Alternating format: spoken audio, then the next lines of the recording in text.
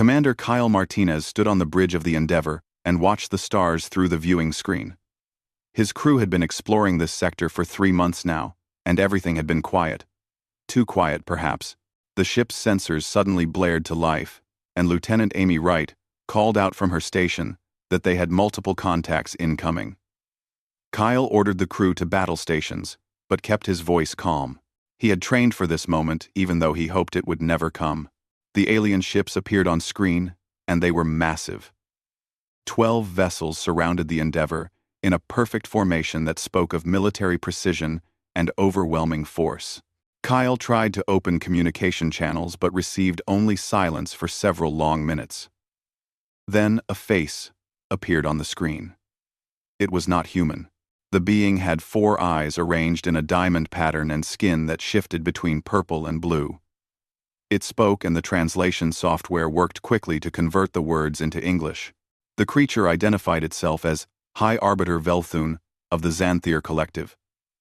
It stated that humanity had been observed for some time, and that the collective had reached a decision.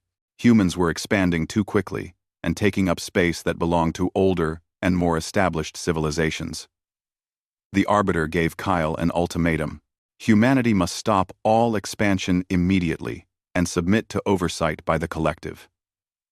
All human colonies beyond Earth's solar system must be abandoned within 1 standard year. Kyle felt his blood run cold, but he kept his expression neutral.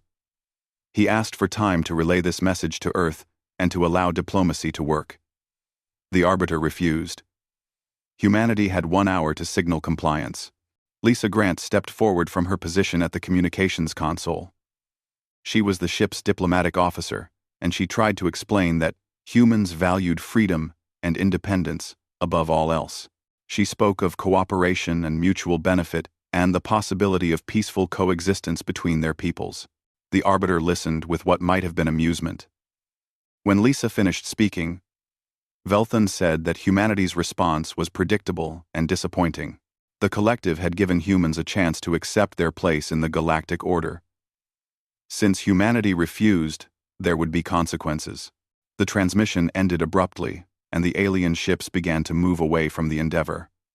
Kyle immediately ordered a message sent to Earth, but he had a terrible feeling that it would arrive too late. On Earth, President Jacob Warren was in an emergency meeting when the message from the Endeavour arrived. The Joint Chiefs of Staff were present, along with the United Earth Council, representatives from every major nation and colony.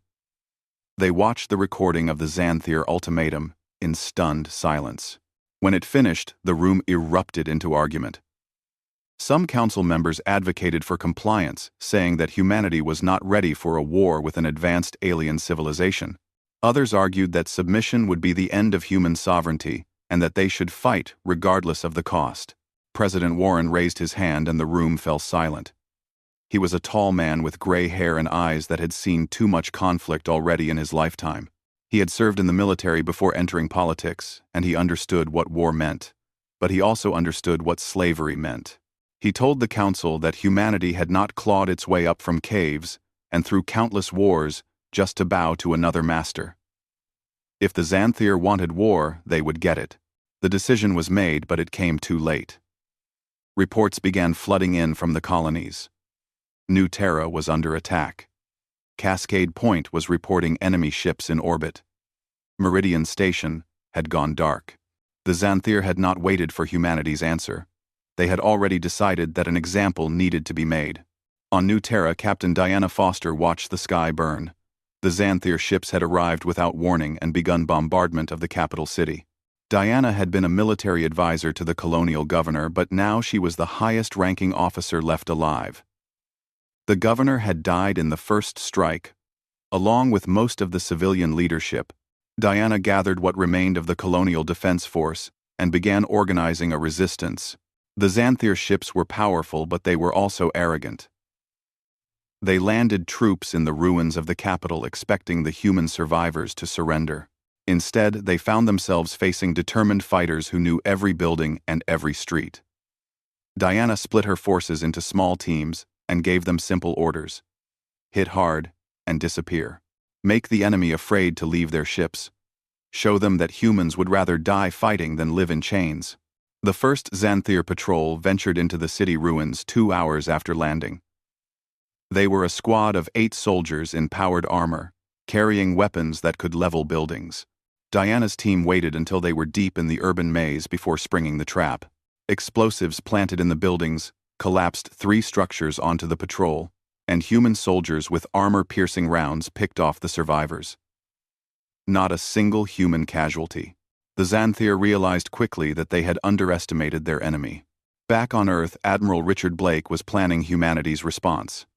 He had command of the United Earth Defense Fleet, and he knew his forces were outnumbered. The Xanthir Collective had 12 member species and thousands of ships. Humanity had hundreds at best. But Blake understood something the Xanthir did not. Humans did not fight fair. Humans fought to win. He began issuing orders that shocked many of his subordinates. Rather than gathering the fleet to defend Earth, he was sending strike forces deep into Xanthir territory. His plan was to make the enemy fight on 100 fronts at once, and to prove that humanity would take this war to them. In a research facility beneath the Rocky Mountains, Dr. Helen Cross received a package that would change the war. It was a piece of Xanthir technology, recovered from a downed scout ship. Helen was a physicist who specialized in energy systems, and she immediately began taking the device apart. She worked for 36 hours straight, surviving on coffee and determination. What she found amazed her. The Xanthir shields operated on a frequency that human weapons were not designed to penetrate. But the technology was not as advanced as it appeared. It was just different. Helen began running calculations and designing modifications that would allow human weapons to bypass those shields entirely. She knew that if she could crack this problem, humanity would have a fighting chance. Across human space, the message went out. The Xanthir Collective had made a terrible mistake. They had attacked humanity, expecting quick surrender. Instead, they had awakened something they did not understand. Humans had survived ice ages and plagues and world wars. They had climbed from the bottom of the food chain to the top, through sheer, stubborn refusal to quit. The Xanthir thought they were declaring war on just another species. They were wrong. They had declared war on the most deadly species in the galaxy, and humanity was about to teach them that lesson in blood and fire. The war had been raging for 6 weeks, and the Xanthir Collective was discovering that conquering humanity was far more difficult than they had anticipated. High Arbiter Velthun sat in his command chamber aboard the flagship Eternal Dominion and reviewed reports that grew more troubling with each passing day. The humans were supposed to have surrendered by now. Every projection and every analysis had indicated that a species so young and so scattered would crumble under the weight of the Collective's military might. Instead, the humans were fighting back with a ferocity that defied all logic and reason. On New Terra, Captain Diana Foster had transformed the ruins of the capital into a maze of death for Xanthir occupation forces. Her resistance fighters had grown from a handful of survivors to nearly 3,000 organized soldiers. They had learned to use the aliens' own technology against them by scavenging weapons and equipment from the dead. Diana herself carried a Xanthir plasma rifle that she had taken from an officer who had made the mistake of underestimating a human woman. The occupation commander had sent 3 full battalions to hunt down the resistance, but each one had been ground down through ambushes and traps and relentless guerrilla warfare. The Xanthir soldiers began to fear the humans. They told stories of human fighters who would charge directly at superior forces without hesitation. They spoke of traps so clever that entire squads would vanish without a trace. Worst of all were the humans, who would sacrifice themselves to destroy enemy positions. The Xanthir could not comprehend a species that valued victory over individual survival. They had fought many wars across the galaxy, but never against an enemy quite like this. Admiral Richard Blake's strategy was beginning to show results. His strike forces had hit Xanthir supply depots in 7 different systems and destroyed shipyards in 3 more. The aliens had superior numbers, but they had grown complacent after centuries of easy victories. Their logistics were designed for overwhelming shows of force, not for defending against raiders who struck from nowhere and vanished before reinforcements could arrive. Blake knew that humanity could not win a straight fight, so he refused to give the enemy one. His ships used hit-and-run tactics that the Xanthier fleet was not prepared to counter. Commander Greg Murphy led one of these strike forces aboard his ship, the Valiant. He had been a freighter captain before the war, but now he commanded a destroyer that had been built in the orbital shipyards above Mars. Murphy had a gift for reading enemy patterns and predicting where Xanthier convoys would be vulnerable. His crew had destroyed more enemy ships than any other unit in the fleet, and they had done it without losing a single vessel. Murphy believed that human creativity was their greatest weapon, and he proved it every time he outsmarted an enemy commander who had more ships and better technology. Dr. Helen Cross had made the breakthrough that Admiral Blake had been hoping for. After weeks of research, she had found a way to modify human weapons to bypass Xanthier shields. The solution was elegant in its simplicity. The shields operated on a specific frequency range that could be disrupted by a harmonic pulse. Helen designed a modification that could be installed on any human weapon, from pistols to ship-mounted cannons. She transmitted the specifications across all of human space using quantum-encrypted channels that the Xanthier could not intercept. Within days, every human soldier and every human ship had access to the modification. The first major test came at Cascade Point, where a Xanthier garrison had occupied the main settlement. The human defenders had been pushed back into the mountains, but they had not surrendered.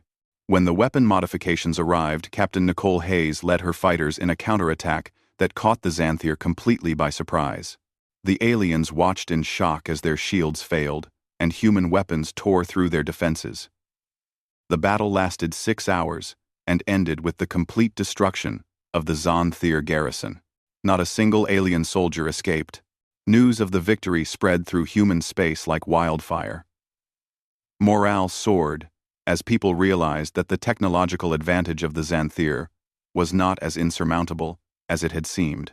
President Jacob Warren addressed the United Earth Council and declared that humanity had turned the corner. The Xanthier had started this war, but humanity would finish it.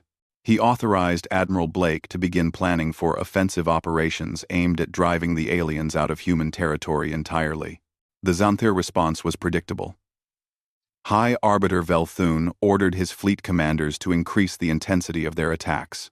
He believed that humanity was simply prolonging the inevitable, and that sufficient force would break their will to resist. He authorized the deployment of the collective's most powerful weapon systems and demanded results.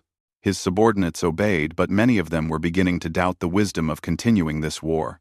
On Meridian Station, engineer Paul Sanders was working on a project that would change the balance of power.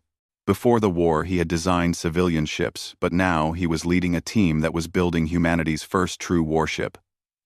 The Defiant was being constructed in secret at a hidden shipyard in the asteroid belt. It would be larger than any human vessel ever built, and it would incorporate every lesson learned from the war. Paul worked 18-hour days, pushing his team and himself to the limit. He knew that the Defiant could not be ready in time to affect the early stages of the war, but he also knew that humanity needed a symbol of their determination to survive. Commander Kyle Martinez had escaped from the Endeavor after it was captured by Xanthier forces. He and a small group of crew members had managed to steal a Xanthier shuttle and make their way back to human space. Kyle was debriefed by military intelligence and provided valuable information about enemy ship layouts and tactical procedures. He requested an immediate return to active duty and was given command of a frigate named the Resolute. Kyle threw himself into the war with single-minded determination. He had watched helplessly as the Xanthier attacked his ship, and he would not be helpless again. Lieutenant Amy Wright had become one of humanity's top fighter pilots. She flew a modified interceptor that she had personally customized for maximum performance. Amy had a natural talent for three-dimensional combat and an aggressive style that unnerved even her fellow pilots.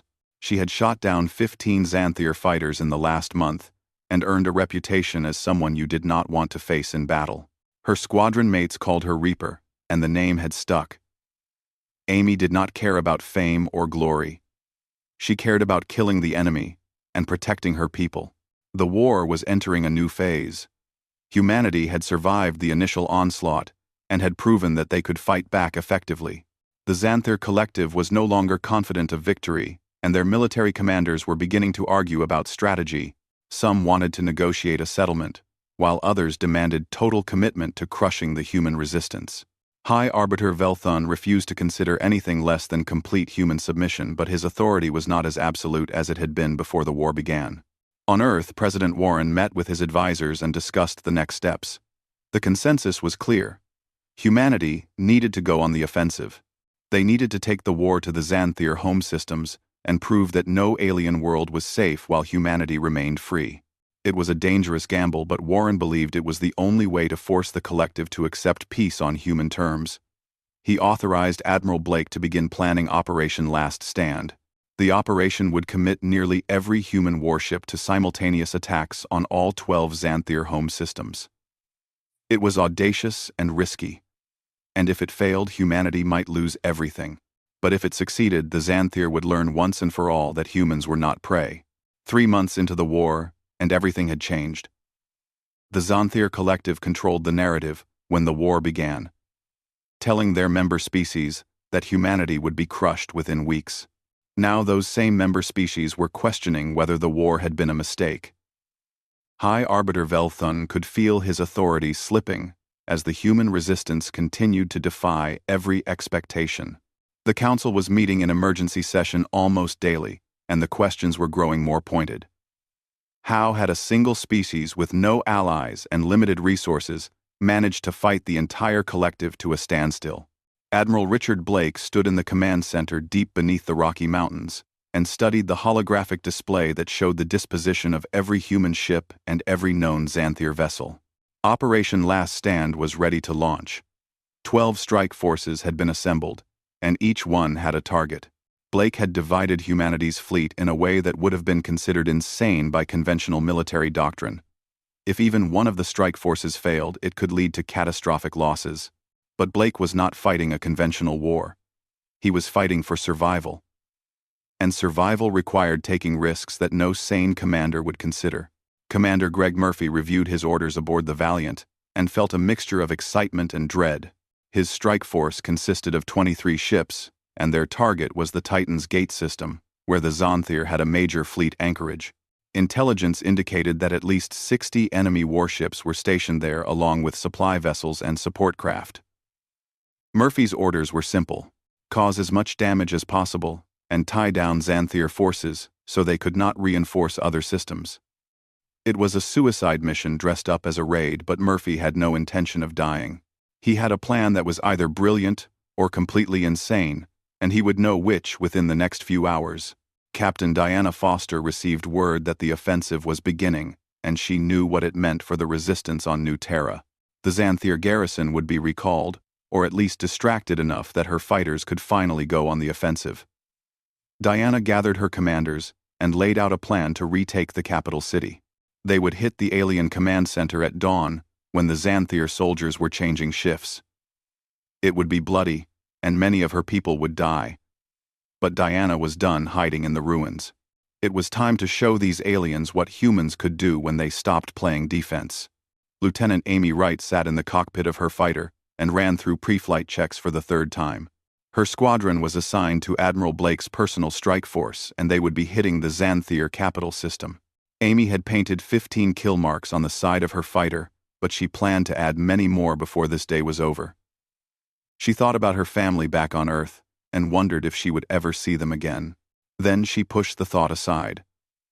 There would be time for sentiment after the war was won. Right now, she had a job to do. The strike forces jumped to hyperspace simultaneously, and the war entered its most critical phase. Murphy's force arrived at Titan's Gate and immediately found themselves facing overwhelming odds. The Xanthir fleet was even larger than intelligence had estimated. Murphy did not hesitate. He ordered his ships to dive toward the gas giant that dominated the system and broadcast a challenge to the Xanthir commander. The alien took the bait and sent his entire fleet in pursuit. Murphy led them on a chase through the upper atmosphere of the gas giant, using the turbulence and radiation to mask his ships. Then, he sprung his trap. The Xanthir ships suddenly found themselves caught in a web of experimental slipspace mines that Murphy's engineers had deployed during the chase. The mines created localized gravity wells that pulled the alien ships off course and into each other. The gas giant's gravity did the rest. Xanthir vessels collided and tumbled into the crushing depths of the planet's atmosphere. Murphy's ships hammered the survivors with everything they had. The battle lasted 40 minutes, and when it was over, 32 Xanthir warships had been destroyed. Murphy had lost 7 of his own ships, including the Valiant. He transferred his flag to a damaged cruiser and ordered the survivors to regroup. Admiral Blake's force jumped into the Xanthir capital system and found themselves facing the heart of the collective's military power. The enemy had 200 ships defending their homeworld and orbital fortresses bristling with weapons. Blake did not try to engage the main fleet. Instead, his ships targeted the orbital infrastructure.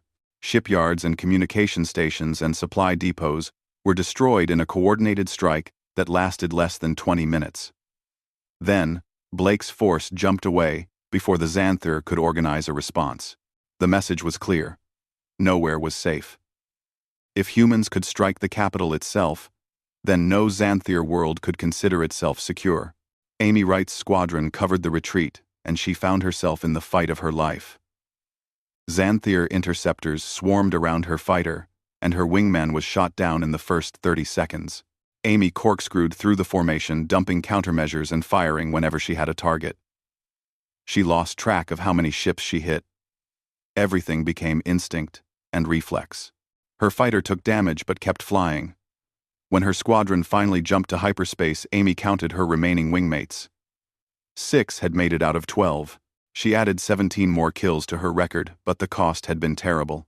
On New Terra, Diana Foster led her fighters through the rubble-filled streets toward the Xanthir command center. The aliens were distracted by news of the attacks on their home systems, and their guard was down. Diana's people struck like a hammer. Explosives demolished the outer walls, and human soldiers poured through the breach. The fighting was brutal and close range.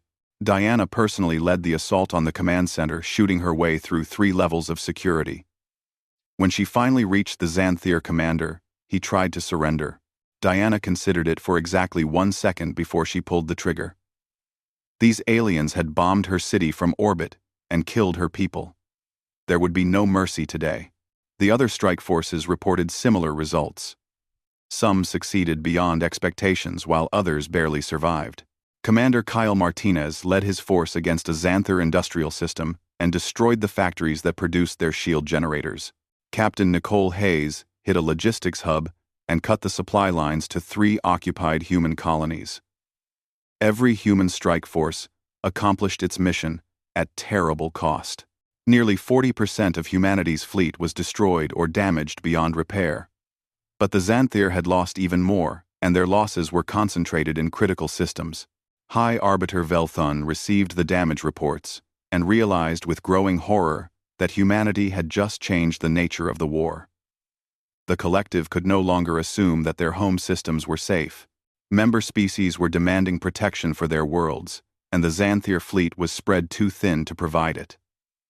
Velthun called an emergency session of the Council and demanded authorization to deploy the Void Reapers.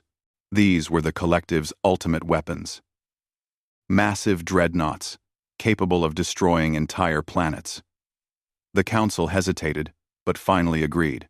If humanity would not surrender, then an example would be made that no one could ignore. President Jacob Warren received intelligence about the Void Reapers and convened his own emergency meeting. The Joint Chiefs recommended evacuating the most vulnerable colonies, but Warren refused. Running would send the wrong message. Instead, he ordered every available ship to reinforce the colony of Haven Prime, which intelligence indicated would be the first target. If the Xanthir wanted to destroy a human world, they would have to go through everything humanity could throw at them. Warren also sent a message directly to High Arbiter Velthun. It was simple and brutal. If the Xanthir destroyed 1 human world, then humanity would destroy 12 Xanthir worlds. The nuclear arsenals left over from Earth's wars were still available, and there were plenty of asteroids that could be accelerated to relativistic speeds. Mutually assured destruction was a concept that humans understood very well. The war had reached its crisis point. Both sides had suffered grievous losses, and both sides were preparing for escalation that could lead to extinction. Somewhere in the space between Earth and the Xanthier homeworld, the future of two civilizations hung in the balance. The Xanthier had started this war, believing they faced just another primitive species. They knew better now. Humanity had proven that they were the most dangerous enemy the collective had ever faced. But the question remained, whether either side would survive to see the end. The Void Reaper entered the Haven Prime system like death itself. The massive dreadnought was 5 kilometers long and bristled with weapons that could crack a planet's crust. High Arbiter Velthun had personally ordered this demonstration, believing that the destruction of a human colony would finally break their will to resist. He watched the live feed from his command chamber and waited for the humans to evacuate or surrender. They did neither. Instead, every human ship within 3 systems converged on Haven Prime and prepared to defend it to the last. Commander Ethan Cole stood on the bridge of his destroyer, the Intrepid, and studied the approaching dreadnought with cold calculation. He had 4 ships under his command, and intelligence had briefed him on the Void Reaper's capabilities. His ships could not penetrate its shields, and could not withstand its weapons. Any conventional attack would be suicide. Good thing Ethan did not believe in conventional attacks. He had been a mining engineer before the war, and he understood explosives and physics better than most military officers. He also understood that sometimes the only way to win was to be willing to pay a price that the enemy would never consider. Haven Prime's orbital defenses opened fire first. Missiles and railgun slugs hammered against the Void Reaper's shields, without effect.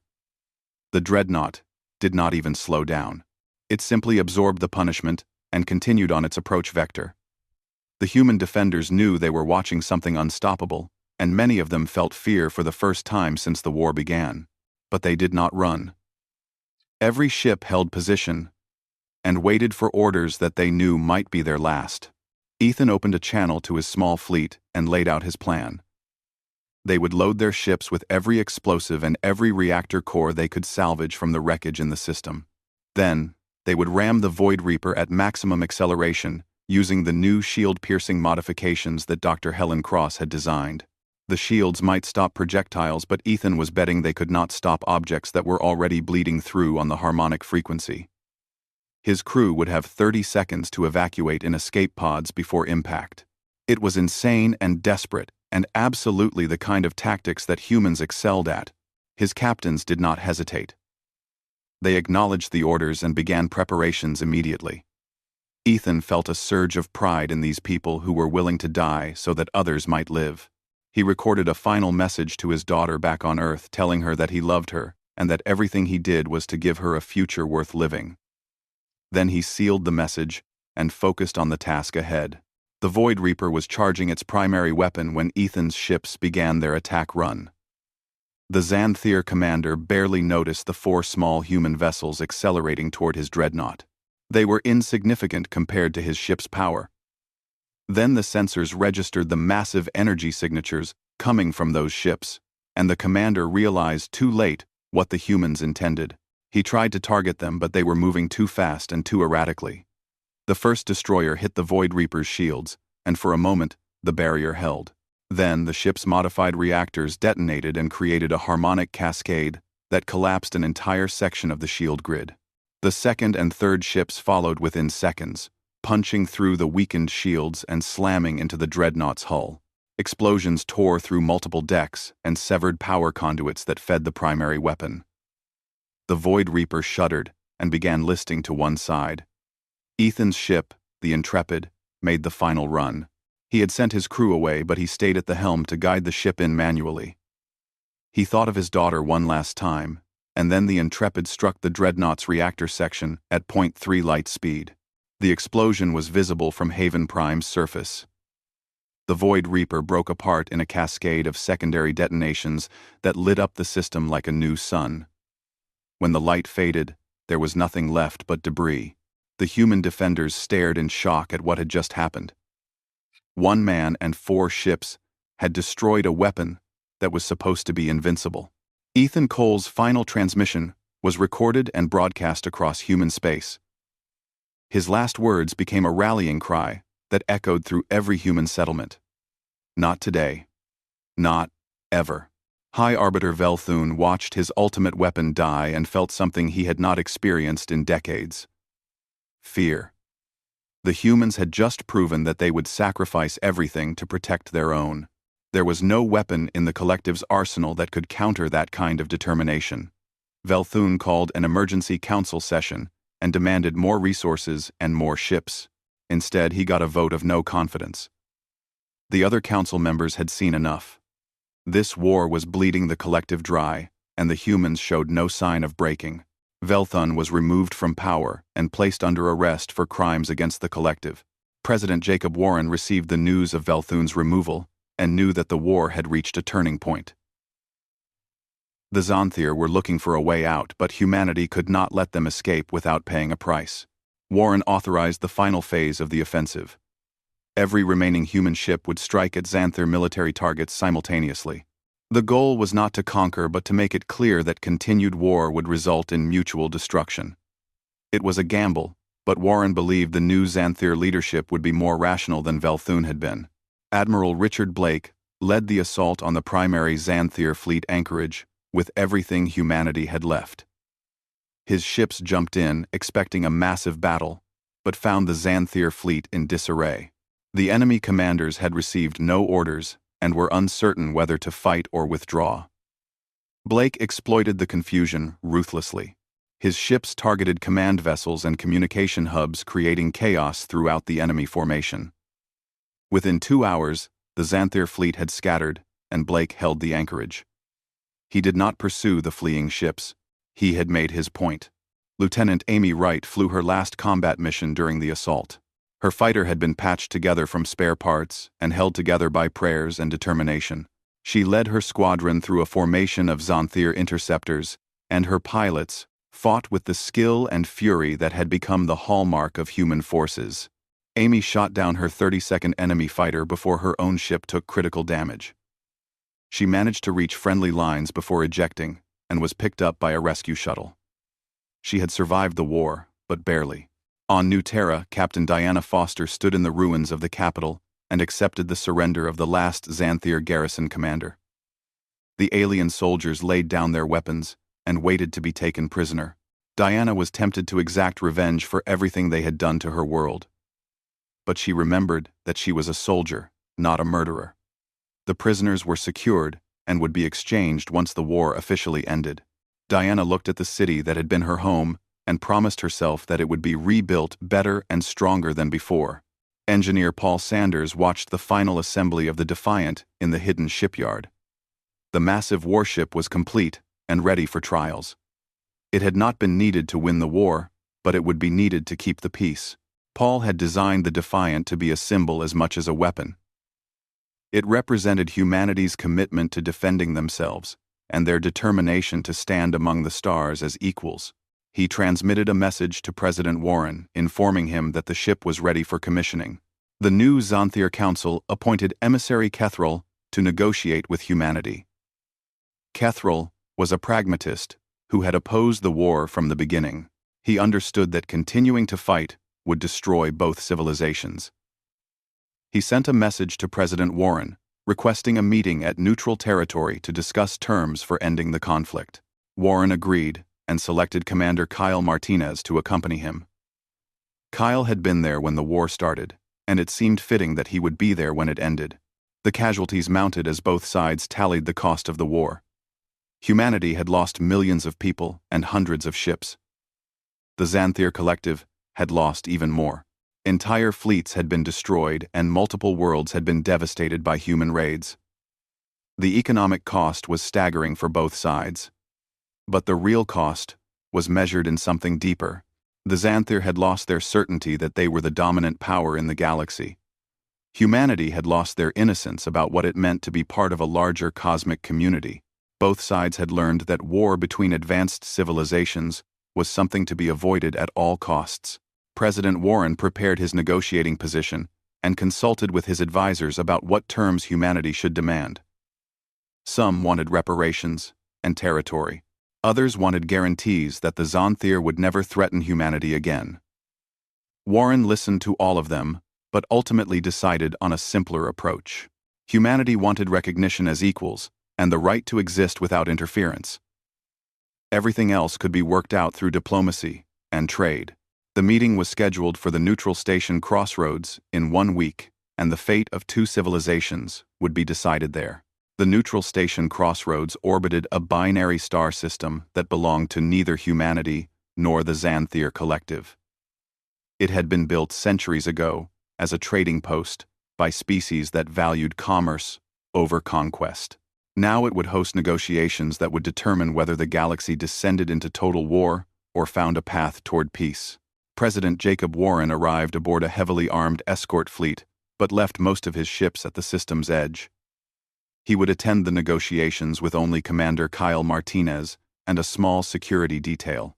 It was a calculated risk, meant to show that humanity was willing to trust the process, even if they remained prepared for betrayal. Emissary Kethral arrived from the opposite direction with his own escort. The Xanthir diplomat was old, even by his species standards, and his 4 eyes held a wisdom that came from watching empires rise and fall. He had lived through 6 major wars and countless minor conflicts. He thought he had seen everything the galaxy could offer, until humanity proved him wrong. Kethral had reviewed every battle report and every intelligence analysis. The conclusion was inescapable. Humans fought with a combination of creativity and determination that no other species could match. They turned every disadvantage into an opportunity, and they refused to accept defeat, even when logic said they should surrender. The 2 delegations met in a conference room that was deliberately neutral, with no symbols or decorations that might favor one side over the other. Warren and Kethral sat across from each other with their advisors flanking them. There was a long moment of silence as each leader took the measure of the other. Finally, Kethral spoke first. He acknowledged that the Xanthir Collective had made a grave mistake in attacking humanity. He stated that the war had cost both sides more than anyone had anticipated, and that continuing would serve no purpose except mutual destruction. He offered an immediate ceasefire and withdrawal of all Xanthir forces from human territory. Warren listened carefully and then responded. He thanked Kethral for his candor but pointed out that a simple ceasefire was not enough. Humanity needed guarantees that this would never happen again. He laid out 3 demands. First, the Xanthir Collective would formally recognize human sovereignty over all territories that humanity currently occupied. Second, there would be open borders for trade and cultural exchange. Third, both sides would sign a mutual defense pact that would make an attack on one an attack on both. It was a bold set of demands that essentially asked the collective to treat humanity as equals, despite the massive difference in size and age between their civilizations. Kethral considered the demands and found them surprisingly reasonable. He had expected the humans to want revenge or reparations. Instead, they wanted respect and security. He could work with that. He agreed to the first 2 demands immediately, but hesitated on the third. A mutual defense pact would bind the collective to come to humanity's aid in any future conflict. It would also mean that humanity's enemies would become the collective's enemies. That was a significant commitment for a species they had been fighting just weeks ago. Commander Kyle Martinez spoke up for the first time. He reminded Kethral that humanity had proven they were valuable allies to have. Human tactics and technology had pushed the collective's military to its limits. Imagine what humanity could accomplish if they were fighting alongside the collective instead of against it. Kyle also pointed out that the galaxy was a dangerous place, and there were threats out there that neither humanity nor the collective had encountered yet. Better to face those threats together than separately. Kethral appreciated the logic, but he was still hesitant. He requested a recess to consult with the council. Warren agreed, and the 2 delegations separated for 6 hours. During that time, Warren and Kyle walked through the station's observation deck and looked out at the stars. Kyle asked if the president really believed the Xanthir would agree to a mutual defense pact. Warren smiled and said that he believed the Xanthir were smart enough to recognize reality. Humanity had proven they could not be conquered. The only question was whether the collective would treat them as enemies or as partners. When negotiations resumed, Kethral had his answer. The Council had voted to accept all three demands with one modification. The Mutual Defense Pact would include a provision that required consultation before either side took military action that could affect the other. Warren agreed immediately. He had no intention of dragging the collective into conflicts unnecessarily, and the consultation requirement protected both sides from reckless decisions. The treaty was drafted and signed within the next 12 hours. The war was officially over. News of the peace treaty spread through human space, with reactions ranging from relief to anger. Some people celebrated that their loved ones would be coming home. Others felt that humanity had not extracted enough punishment from the Xanthir for their aggression. President Warren addressed these concerns in a speech broadcast to every human settlement. He explained that vengeance would have required continuing the war, and that continuing the war would have cost millions more lives. The goal had never been to destroy the Xanthir, but to ensure that humanity could live free. That goal had been achieved. In the collective, the reaction was more complex. Many member species were relieved that the war was over, but some questioned whether humanity could be trusted. The Council addressed these concerns by releasing a comprehensive report on human capabilities and intentions. The report concluded that humans were dangerous, but honorable. They fought fiercely when threatened, but showed mercy when victory was achieved. More importantly, they valued cooperation and trade as much as they valued independence. The recommendation was clear. The collective should work with humanity, not against them. Admiral Richard Blake oversaw the demobilization of the human fleet and the transition back to peacetime operations. It was a bittersweet task. Many of the ships and crews had fought with extraordinary courage, but would never be needed again in the same way. Blake made sure that every veteran received recognition for their service, and that the families of the fallen were honored. He also began planning for the future. The peace treaty was signed, but Blake knew that military readiness would be essential to maintaining that peace. Commander Kyle Martinez accepted the position of Earth's first ambassador to the Xanthir Collective. It was a role that combined diplomacy with intelligence gathering.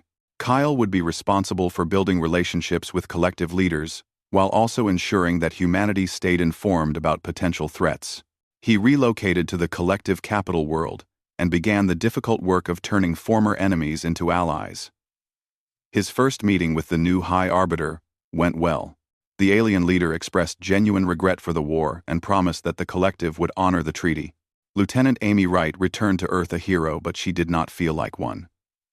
She had killed 32 enemy pilots and survived battles that should have killed her a dozen times over. She had nightmares about the faces she had seen through cockpit windows in those final moments before her weapons fired. The military offered her a position as a flight instructor, but Amy declined. She needed time away from war and killing. She eventually found peace working as a civilian pilot flying supplies to the rebuilding colonies. Captain Diana Foster remained on New Terra and led the reconstruction efforts. The capital city was being rebuilt with help from engineers and supplies sent from Earth and other colonies. Diana also worked with former Xanthir occupation forces who had volunteered to help repair the damage they had caused. It was awkward at first, but over time, something resembling mutual respect developed. Diana realized that most of the alien soldiers had just been following orders, and many of them regretted the war as much as humans did. Dr. Helen Cross received the highest civilian honor that Earth could award for her work developing the shield-piercing technology.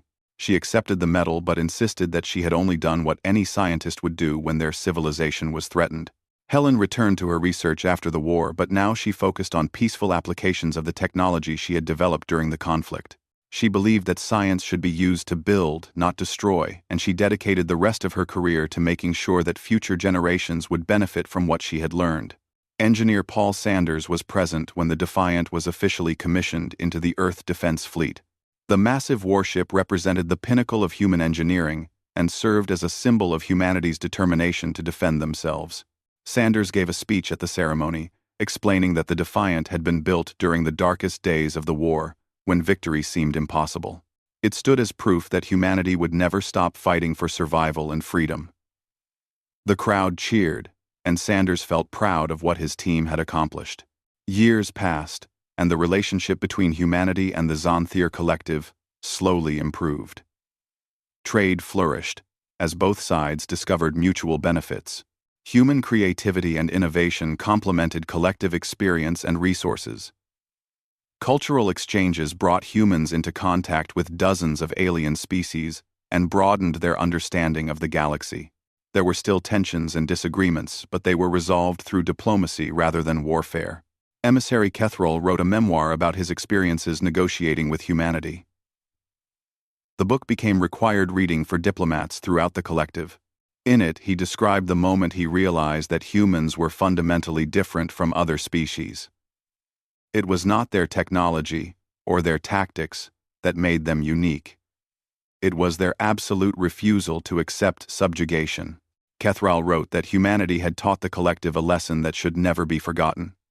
Some species could be conquered, but others could only be destroyed.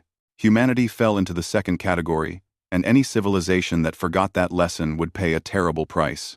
On Earth, memorials were erected for the thousands who had died defending humanity's freedom. The names of every fallen soldier and civilian were carved into black stone monuments that would stand for generations. President Warren attended the dedication ceremony for the largest memorial in Washington. He spoke about sacrifice and courage and the price of freedom. He reminded the crowd that peace was possible, but only because humans had been willing to fight for it. The war had been terrible, but it had also proven something important. Humanity deserved their place among the stars, and no one would ever take that away. Commander Ethan Cole's daughter grew up hearing stories about her father's final mission. She learned that he had sacrificed himself to save Haven Prime and millions of people who lived there. When she was old enough, she joined the Earth Defense Fleet and requested assignment to a destroyer. She wanted to follow in her father's footsteps and honor his memory by protecting others the way he had protected her. On her first day of command, she stood on the bridge of her ship and looked at the stars. She thought about her father and promised that his sacrifice would never be forgotten. The galaxy had learned a lesson that would echo through the centuries. Humanity was not the oldest species or the most technologically advanced. They were not the strongest or the most numerous, but they were the most determined and the most dangerous when threatened. The Xanthir Collective had declared war, expecting an easy victory. Instead, they got a fight that nearly destroyed them both. In the end, peace prevailed, but only because both sides recognized that some battles cannot be won, only survived. Humanity had earned their place in the galaxy through blood and sacrifice, and they would defend that place for as long as the stars burned.